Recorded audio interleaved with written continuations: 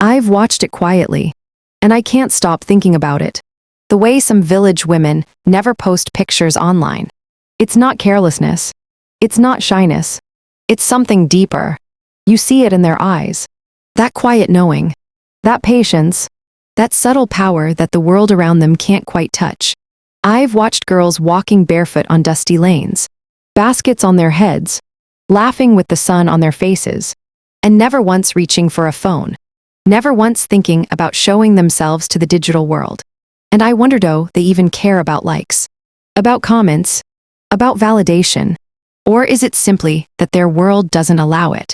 The families, the traditions, the invisible rules, they breathe authority into every corner of life, whispering what is acceptable, what is forbidden, what must remain unseen.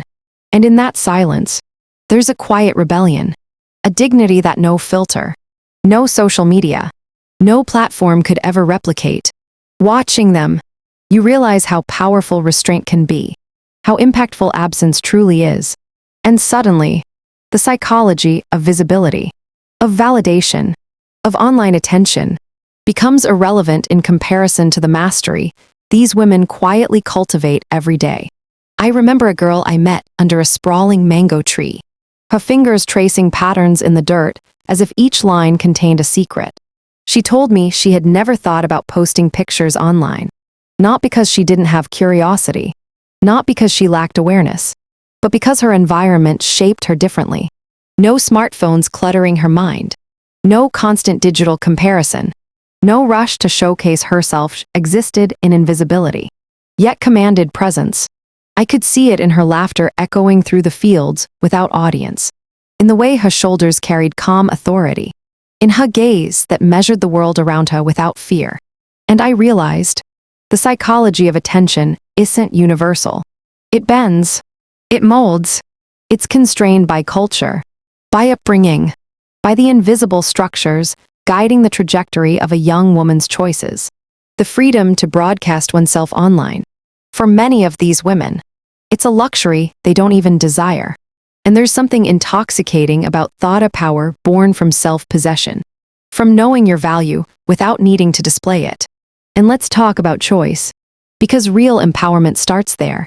Some village women never post pictures because they simply choose not to, because they prioritize family, responsibility, and self-preservation over fleeting digital admiration. They know that their worth is measured in impact, in resilience, in dignity, not in likes, comments, or online applause. Others may not have the education or access to explore social platforms, yet they cultivate self-mastery, emotional awareness, and subtle confidence that city women chase in apps and therapy for years. They negotiate attention without demanding it, carry grace without flaunting it, set boundaries without speaking a word. And when you truly observe them, you realize that absence does not equal emptiness, restriction does not equal weakness, and invisibility does not equal insignificance. Every girl who grows up in this environment, untouched by social media, untouched by societal obsession with appearance, is mastering the art of presence, patience, and self-possession, kind of power that quietly commands respect without a single post. So if you're scrolling through your feed right now, thinking about connection, about being seen, about digital validation, pause for a moment. There's a deep psychological lesson in these village women that no city romance, no influencer culture, no dating app will ever teach. Patience is seductive, restraint breeds awareness, and true choice is a gift many take for granted. Watch them, observe them, and ask yourself, am I chasing approval? Or am I cultivating presence? Am I performing for the world? Or am I owning my power quietly, invisibly, relentlessly? Because empowerment often begins quietly, unseen, and only then does it become magnetic, irresistible, undeniable.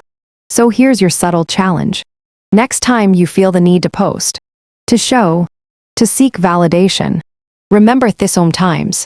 The strongest women you will ever know don't need social media to define themselves. They define themselves quietly, invisibly, with patience, dignity, and an unshakable presence.